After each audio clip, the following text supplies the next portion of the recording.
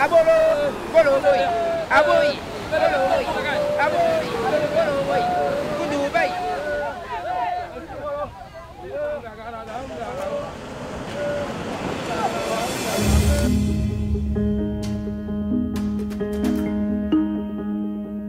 Situé dans deux pays ouest-africains, le Bénin et le Togo, le delta du Mono forme une diversité d'écosystèmes uniques comprenant mangroves, forêts, lacs et mares. Ces écosystèmes sont à la base de valeurs importantes telles que l'approvisionnement en eau, en bois, la sécurité alimentaire et la biodiversité représentée par des espèces phares reconnues d'importance internationale.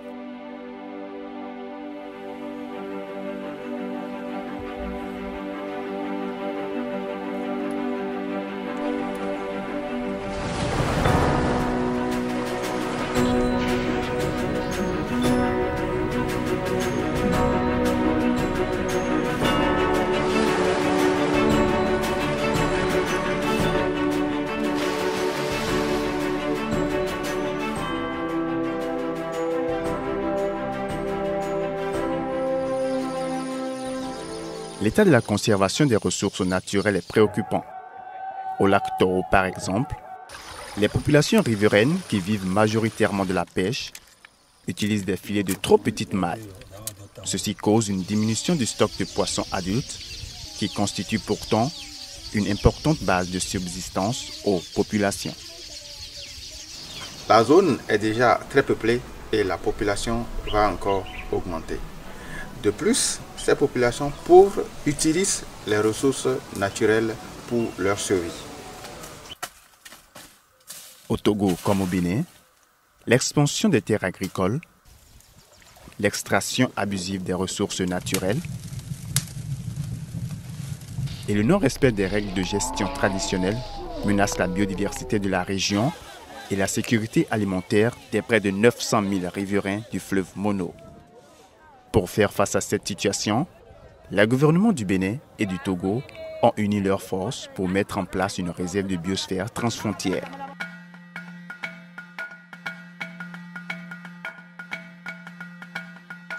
Le Bénin et le Togo sont tous deux signataires de la Convention sur la diversité biologique ainsi que son plan stratégique pour les années 2011 à 2020.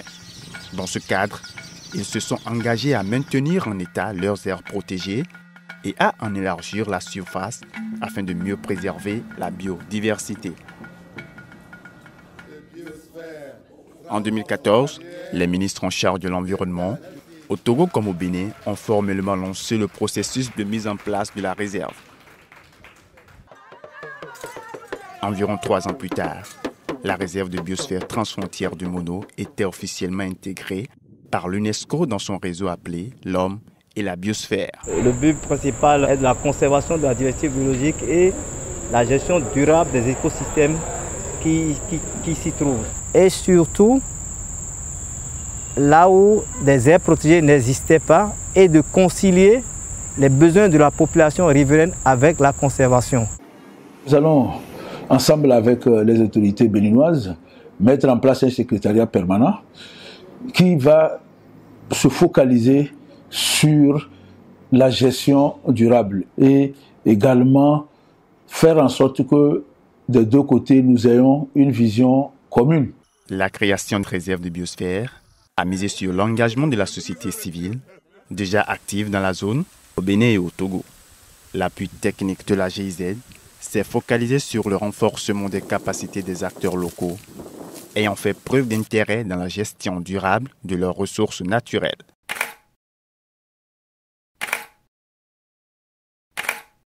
Le projet appuie la population locale à se structurer et avoir le mandat légal pour la gestion de leurs propres ressources. Les sites de la réserve de biosphère s'étendent sur les 2 rives du fleuve Mono. Au Bénin, la Bouche du Roi, la forêt de Naglanou, les zones humides du lac Toro et Adjamé. Au Togo, il s'agit des sites suivants: le complexe de forêt classée de Tététou, la forêt classée d'Asrama, le complexe des aires protégées de Togodo, la forêt sacrée de Kodje-Kodjen, le complexe des mares aux hippopotames d'Afito, les rives du fleuve Mono, la forêt sacrée d'Akissa, le chenal de Gbaga et le système lagunaire du sud-est du Togo. Cette mosaïque d'écosystèmes d'environ 3500 km² constitue désormais la 3e réserve de biosphère transfrontière reconnue en Afrique. La réserve de biosphère doit encourager la recherche, la surveillance, l'éducation environnementale et l'échange d'informations. L'échange d'informations entre tous les acteurs. Maintenant que la réserve est reconnue, il faut mettre en place les structures de gestion de cette réserve, des deux côtés d'ailleurs. Bien, et le comité MAB va suivre la gestion, la gouvernance de cette réserve et assurer que la réserve répond aux critères statutaires de l'UNESCO et surtout au bénéfice des communautés locales.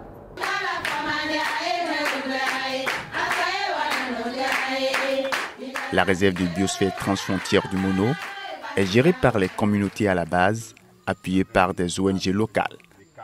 À chaque site, le projet de la GIZ a accompagné les riverains à s'organiser dans des cadres de concertation et d'action que sont les associations de gestion des ressources naturelles.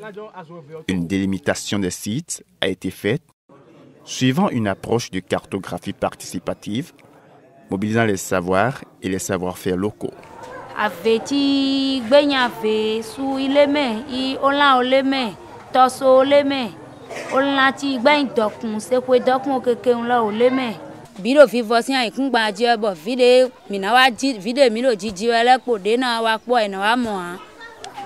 La création de la carte de vocation a ensuite permis de faire le zonage de chaque site en définissant quelles activités humaines peuvent être pratiquées à quel endroit.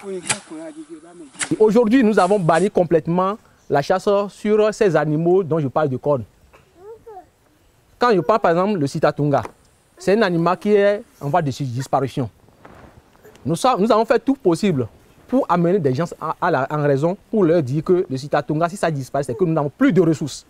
Partant de là, la gestion de chaque site de la réserve a été légalement attribuée aux associations de gestion à travers la signature d'une charte de gestion avec les autorités nationales en charge de l'environnement. La signature de la convention locale de gestion des ressources entre les associations de gestion, les chefs de canton et les chefs de village a ensuite permis à tous les acteurs concernés de se mettre d'accord sur des règles de gestion durable. Ces conventions locales ont été complétées par des plans d'aménagement de gestion. Ceux-ci ont été adoptés de manière participative par les associations qui sont responsables de leur mise en œuvre. Pour chaque site, une stratégie de surveillance des activités illégales et un protocole de suivi écologique ont été adoptés et sont en cours de mise en œuvre. VIAVGAV, c'est une union des associations villageoises de gestion participative des aires protégées de Togo Sud. La surveillance est participative. Nous avons une convention locale qui a été signée par les autorités. L'administration forestière, la justice et puis tout. Cette convention régit les règles de gestion. Il y a les amendes devant la carbonisation à son amende, la chasse à son amende, la coupe du bois à son amende.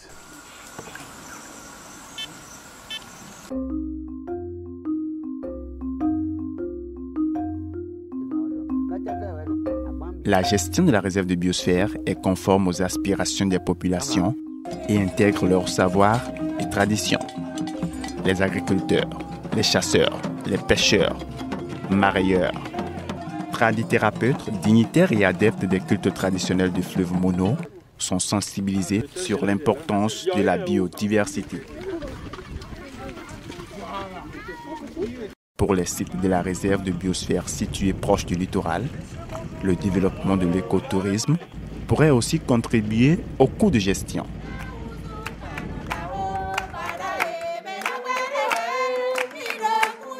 La gestion de la réserve nécessite le maintien d'un dialogue permanent entre les acteurs.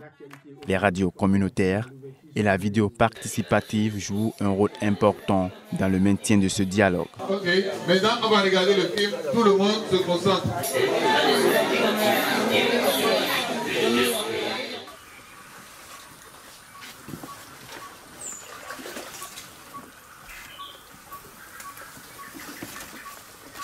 La réserve de biosphère transfrontière du Mono permet aux collectivités de mieux bénéficier des services fournis par la nature, tout en sauvegardant leurs valeurs naturelles et culturelles de leur région.